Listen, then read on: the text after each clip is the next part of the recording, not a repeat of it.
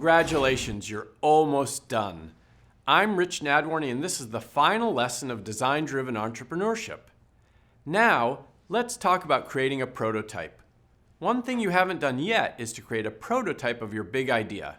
This might be the first thing you do, or you might do this several times over time. In this stage, a prototype is often called a minimum viable product, or MVP. It's not actually a product. It's a representation or manifestation of an idea that you can share with people to get feedback. MVPs have a tendency to focus too much on features, so some entrepreneurs instead create a minimum lovable product. That is, an idea that people will fall in love with and want to buy as soon as they can. That's really what you're trying to create, something that will truly resonate with people, especially your early customers. So, time for you to create an MVP or an MLP. Here are a few ways you can do that. The most important task is to create something tangible, not just words on a page. In short, they are: make a physical model. This is good for products. Draw the process. This is good for digital interfaces. Code. With rudimentary functionality, this is good for technology. Storyboard. Depict your system or service comic book style. Act it out.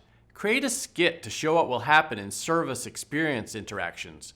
Or make a space, either life-size or a model, that will show an environment. From that list, choose the best fit for your big idea and get started. Create your prototype.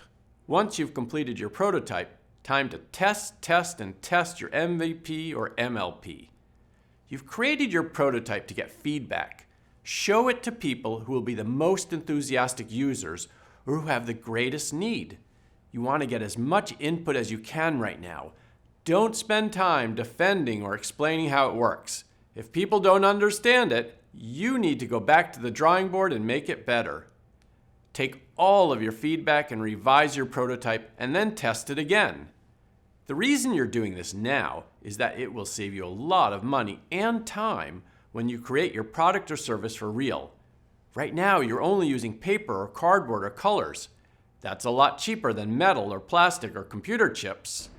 And how will you make any money from it? The key resources, activities, and partners will determine how much it will cost to make your big idea. How much should you charge for it? Do the research. Find the competition and see where you can price yourself in the market. Then, like anything else, test it. Here are a few ways to test your price. One way is to use search engine marketing to advertise your new business. This kind of advertising takes people to test landing pages. Obviously, you should spend very little money to do this, but you can see how many people click on your ad and how many people would click an "I would buy this" button. Another way to test this is to launch a crowdfunding campaign using a service like Kickstarter or Indiegogo. These crowdfunding sites allow you to pre-sell products that don't exist yet. You'll be able to see how many people will buy your product without even seeing it, while raising money at the same time. The last way is to show people your prototype with a price attached and gather feedback the old-fashioned way, in person. How do your customers react? Is your product too cheap or too expensive? Remember to ask some probing questions to get valuable feedback. The cost goes in the bottom left of your business model canvas. The price goes in the bottom right under revenue.